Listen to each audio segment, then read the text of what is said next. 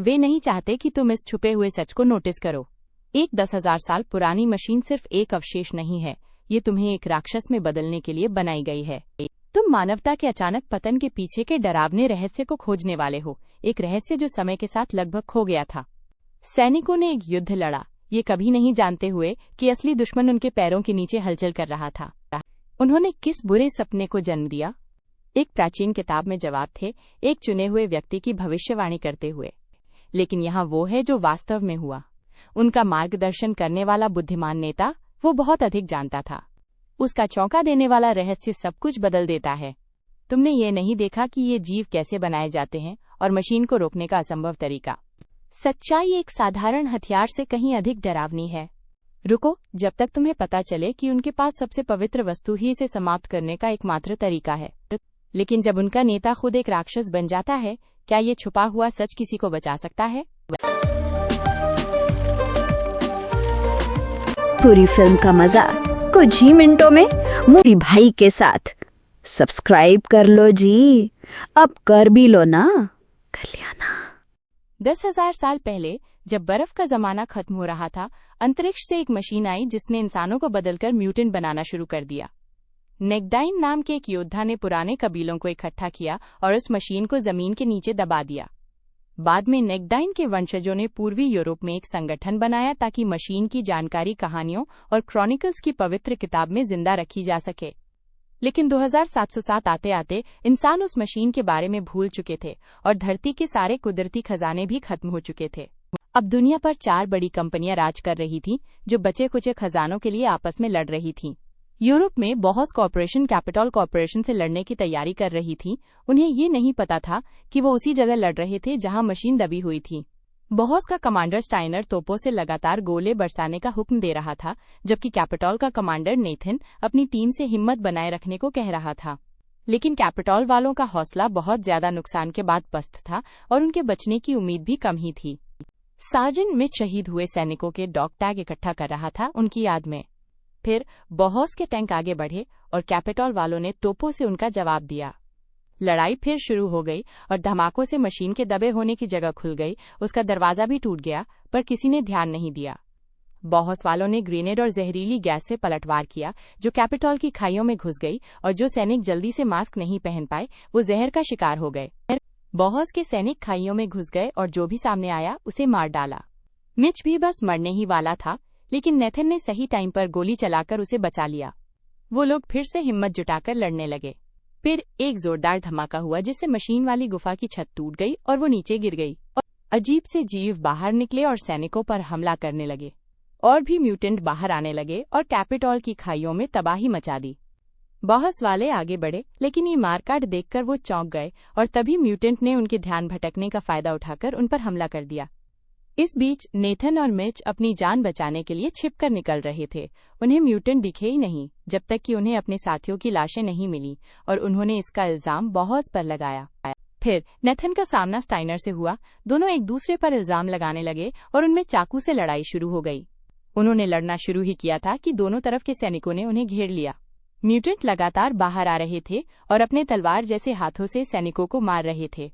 आखिरकार जब उन दानवों पर नजर पड़ी तो नेथन और स्टाइनर एक हो गए और दोनों सेनाओं ने उन जीवों पर गोलियां चलानी शुरू कर दी।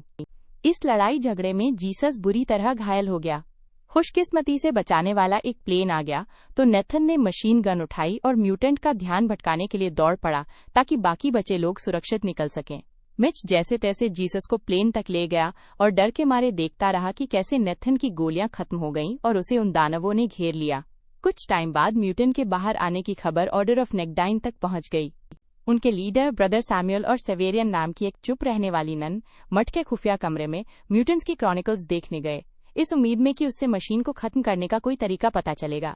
किताब में लिखा था कि म्यूटेंट घायल और मरे हुए लोगों को मशीन के पास ले जाते हैं ताकि उन्हें भी दानव बना सकें और दुनिया की कोई भी सेना उन्हें हरा नहीं सकती क्योंकि वो बहुत ताकतवर हैं।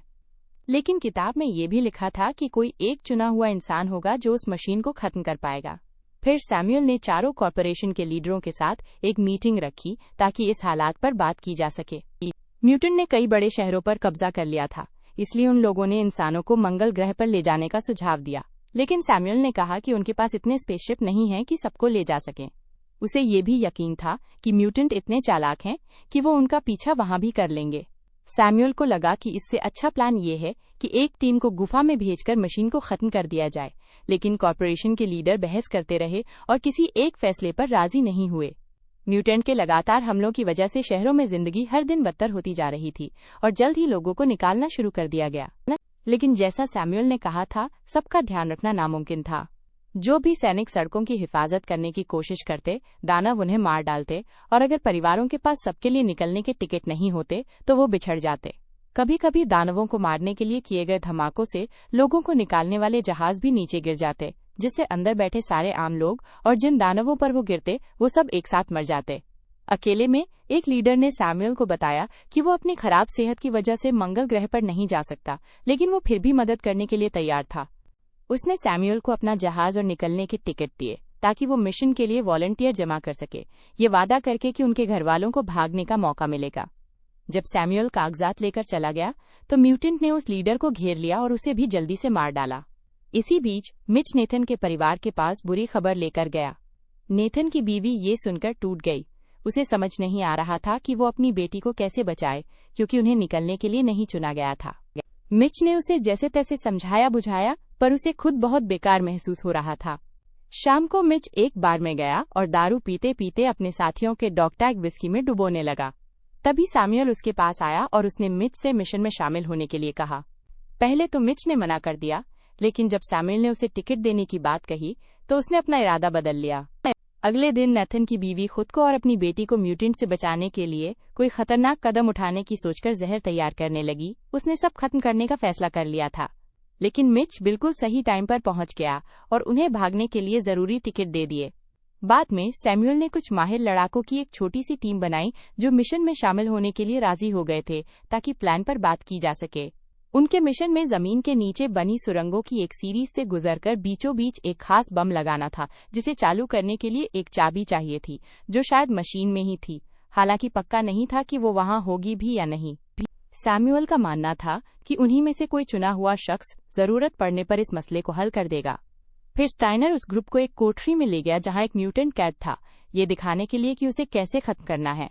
सिवेरियन ने म्यूटेंट के खिलाफ अपनी कातिलाना काबिलियत दिखाई और स्टाइनर ने बताया कि उसे मारने के असरदार तरीके हैं, माइनस फास्फोरस बम, गोलियां या तलवार के सटीक वार। जैसे ही म्यूटेंट गिरा, मिच को मरने से ठीक पहले एक पल के लिए उस जीव का इंसानी रूप दिखा। फिर टीम ने हथियार उठाए और निकलने की तैयारी करने लगी। हवाई जहाज में चढ़ने से पहले उन्हें पवित्र तलवारें दी गईं। काफी ज्यादा झटकों के बावजूद हवाई जहाज सही सलामत उड़ गया। उड़ान के बीच में टीम के लोग अपने प्यारों की कहानियां सुना रहे थे, जिनके लिए उन्होंने टिकट जुगाड़े थे, कि तभी एक आम लोगों का जहाज सीधा उनकी तरफ आने लगा। रास्ता बदलने के लिए उससे संपर्क करने की कोशिशें बेकार गईं, कोई जवाब नहीं आया। पता चला कि उस आम लोगों वाले जहाज को म्यूटेंट ने हाईजैक कर लिया था, जिस पर सैमुअल के ग्रुप ने गोलियां चलानी शुरू कर दी। कई निशाने चूकने के बाद दुश्मन का जहाज बादलों में गायब हो गया और तभी उनके खुद के जहाज पर एक जोरदार धमाका हुआ। हवाई जहाज में आग लग गई, जिससे टीम को एक खराब हो चुके एस्केप पॉड में भागना पड़ा जो खुल ही नहीं रहा था।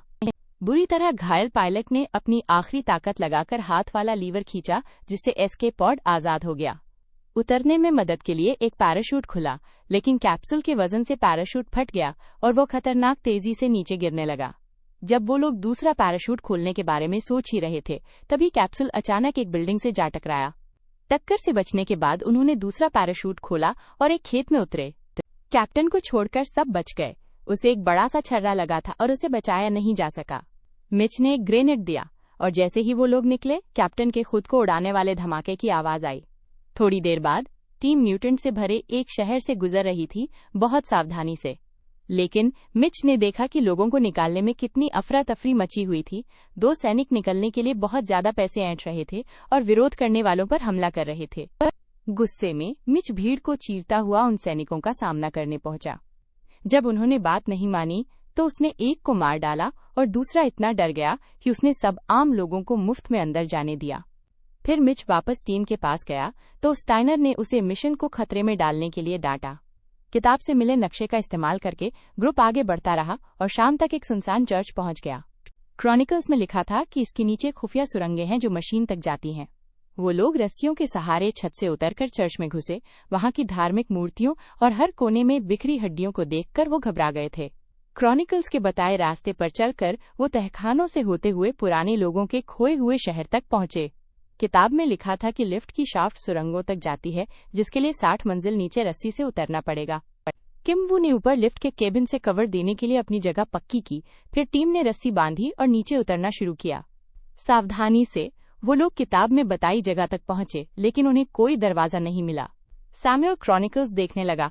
उसका ध्यान भटका और वो फिसलकर गिर गया। मिच ने उसे पकड़ने की कोशिश की, लेकिन जंजीर टूट गई और सैमुअल नीचे जा गिरा।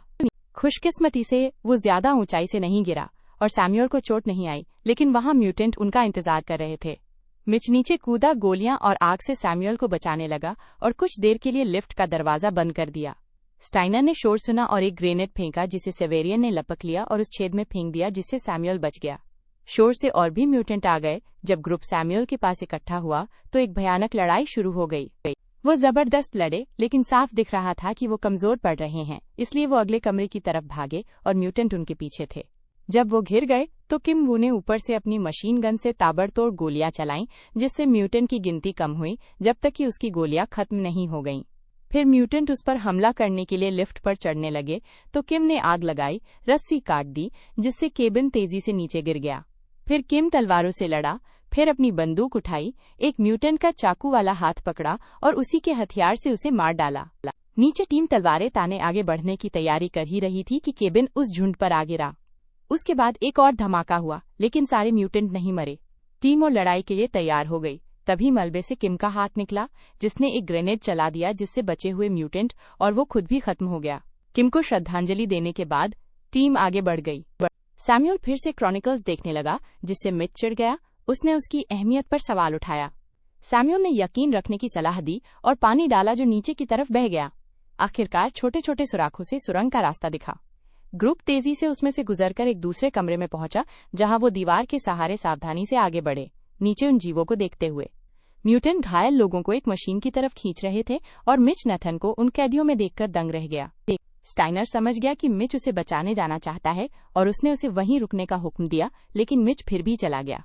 स्टाइनर ने उसे रोकने के लिए गोली मारने का सोचा, लेकिन वो ऐसा कर नहीं पाया और ग्रुप के साथ आगे बढ़ गया। मिच नीचे उतरा और चुपके से आगे बढ़ते हुए एक स्टैलेक्टाइट गुफा की छत से लटकता पत्थर पर गोली चलाई, जिससे वो म्यूटेंट मर गया, जो बुरी तरह कमजोर हो चुके नेथन को खींच रहा था। इसके बाद दोनों दोस्त फिर मिले जब मिच ने नेथन को छुड़ा लिया। नेथन ने अपने परिवार के बारे में पूछा। मिच ने उसे यकीन दिलाया कि वो मंगल ग्रह पर सुरक्षित है। अपने परिवार के सुरक्षित होने का यकीन हो जाने पर नेथन शांति से मर सका और उसने मिच से मिशन को जारी रखने को कहा। अपने दोस्त की तकलीफ को समझते हुए मिच ने उसका दुख खत्म कर दिया। दूसरी तरफ टीम एक पतले से पुल पर पहुंची, जिसे वो चुपचाप पार कर रहे थे, ताकि नीचे मौजूद म्यूटेंट उन्हें देख न ले। एक कंकड़ गिरा, जिससे सबका ध्यान उधर गया। स्टाइनर फिसला, बस गिरने ही वाला था कि उसने खुद को संभाल लिया। उसकी चीख से म्यूटेंट को उनकी जगह का पता चल गया। बम स्टाइनर के हाथ में था। सेवेरियन बड़ी मुश्किल से उसे लेने के लिए पहुंची ही थी कि स्टाइनर नीचे गिर गया और गिरते ही उस पर हमला हो गया। जैसे ही स्टाइनर ने पलटकर गोलियां चलाईं और जबरदस्त बचाव किया, सैमुअल ने उसे वहीं छोड़कर मिशन जारी रखने का सुझाव दिया, लेकिन टीम ने दखल दिया और एक भयानक लड़ाई छिड़ गई। टीम ने बहादुरी से लड़ाई की, लेकिन म्यूटेंट की गिनती इतनी ज्यादा थी कि वो उन पर भारी पड़ गए और जीतना नामुमकिन हो गया। टीम के हर सदस्य को गंभीर चोटें आईं और दुख की बात है कि सैमुअल मारा गया। एक और धमाके में एक और साथी मारा गया, इससे पहले कि म्यूटेंट गिरे हुए लोगों को मशीन तक खींचकर ले जाते। मिच बाद में पहुंचा। जीसस का टैग देखकर उसका दिल टूट गया। अचानक एक म्यूटेंट ने हमला किया, लेकिन सेवेरियन के आगाह करने पर मिच ने फौरन उसे हरा दिया। वो नन छिपी हुई थी और सालों बाद उसने पहली बार कुछ बोला था जब उसने आगाह किया।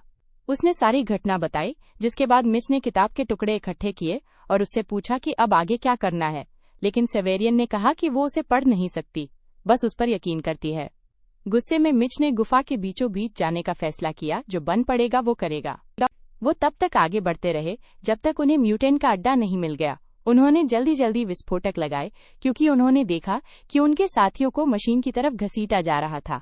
धमाके से रास्ता बंद हो गया। कई म्यूटेंट मारे गए, जिससे मिच को वैलेरी और स्टाइनर को छुड़ाने के लिए भागने का मौका मिला। फिर मिच ने गुफा के बीच बने गड्ढे में झांका और देखा कि वहां एक अजीब सी मशीन थी जिससे लोग बंधे हुए थे। ऐसा लग रहा था कि वो उन्हें म्यूटेंट बना रही है। एक पूरा चक्कर घूमने के बाद सेवेरियन और वैलेरी ने खुद को रस्सी से बांधा और मशीन के बीचों बीच उतरने लगी और मिच और स्टाइनर ऊपर से उन्हें सहारा दे रहे थे। जल्द ही म्यूटेंट रास्ते पर पड़े पत्थरों के ढेर को तोड़कर अंदर घुसने लगे। स्टाइनर ने मिच को अकेले रस्सी संभालने के लिए छोड़ा और उन दानवों का सामना करने चला गया। एक आखिरी सलाम के साथ उसने एक ग्रेनेड चलाया और सारे म्यूटेंट को मारने के लिए खुद को कुर्बान कर दिया। रस्सी का वजन मिच से संभला नहीं और वो गड्ढे के किनारे तक खींचता चला गया जब तक कि वो गिर नहीं गया। औरतें भी गिरीं, लेकिन सही सलामत उतरीं, जबकि मिच उस मशीन में जा गिरा जो चालू हो गई और उसने उसे जकड़ लिया। उसे रेडिएशन का सामना करना पड़ा और एक मशीन वाले हाथ ने उसके शरीर में चिप लगा दिए। आखिरी चिप उसके सिर के लिए थी, लेकिन मिच ने अपनी गर्दन झुकाकर खुद को बचा लिया। मशीन का निशाना चूक गया, जिससे उसकी पकड़ ढीली पड़ गई और मिच आजाद हो गया। उसने अपनी बंदूक उठाई और उस हाथ को तोड़ दिया। फिर वो उन औरतों के पास वापस गया और चाकू से चिप निकालने लगा। उसका चेहरा थोड़ा सा बदल गया था, लेकिन वो पूरी तरह से म्यूटेंट नहीं बना। ग्रुप मशीन के बीचों बीच पहुंच गया। मिच बम तैयार कर रहा था और सेवेरियन और वेलेरिया दोनों तरफ से आ रहे दानवों से लड़ रही थीं। मिच को वो डिवाइस समझ नहीं आ रही थी। उसे पता नहीं चल रहा था कि डेटोनेटर कहाँ लगाना है, इसलिए उसने अपने पास मौजूद किताब के कुछ पन्ने देखे। सेवेरियन ने और भी दानवों को मारा, लेकिन बदले हुए सैमुअल को अपनी तरफ आता देखकर वो सन्न रह गई। जब उसने हमला किया तो उसने जवाब दिया, खुद को उससे लड़ने के लिए मजबूर किया। इसी बीच वेलेरिया ने एक और म्यूटेंट को मारा, लेकिन वो गिर गई और उस घूमती हुई मशीन से उसका शरीर कट गया। मिच ने उसकी जगह ली और भी दानवों से लड़ने लगा और सेवेरियन से सैमुअल को मारने के लिए कहता रहा, लेकिन वो अपने गुरु को चोट नहीं पहुंचा पाई। सैमुअल ने उसे चाकू मारा और धक्का दे दिया। फिर उसकी और मिच की हाथापाई शुरू हो गई। कुछ देर मारपीट के बाद मिच ने सैमुअल को नीचे गिरा दिया और अपनी टीम के डॉग टैग से उसे मारने लगा। सैमुअल ने उसे धक्का दिया और मिच किताब के एक पन्ने और एक तलवार के पास जा गिरा। उनके पास होने से पता चला कि पवित्र तलवार ही चाबी है, जिससे उसने सैमुअल को चाकू मारा और साथ ही उसे मशीन में घुसा दिया। छत का दरवाजा खुल गया और पूरी जगह हिलने लगी। सैमुअल ने मिच को यकीन के साथ छलांग लगाने की सलाह दी। थोड़ी देर झिझकने के बाद मिच कूद गया और जमीन के नीचे बहती एक नदी में जा गिरा। जब वो पानी से बाहर निकला तो उसने देखा कि मशीन ऊपर उठ रही है और हमेशा के लिए धरती छोड़कर जा रही है।